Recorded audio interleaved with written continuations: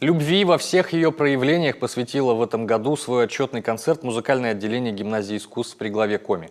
То, что каждое такое выступление имеет свою тему, уже добрая традиция. В свое время такими были «В поисках синей птицы», «Баллада о мужестве», «Время вперед». В этом году названием послужили строки поэта Роберта Рождественского «Все начинается с любви». В событии приняли участие как самые юные учащиеся, так и сегодняшние выпускники. Каждый номер отразил грань великого чувства. Во мраке над моей головой ты реешь, как крылатый вестник неба. Вверху, на недоступной высоте, над изумленной толпой народа, которая следит за ним с земли.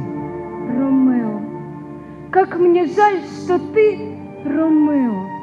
Счастлива тем, что мы выпускаем детей в жизни подготовленных именно в жизни музыкальной, что они нам говорят спасибо за то, что мы научили их, и им проще обучаться в колледжах музыкальных, да, так как у них есть база хорошая, качественная.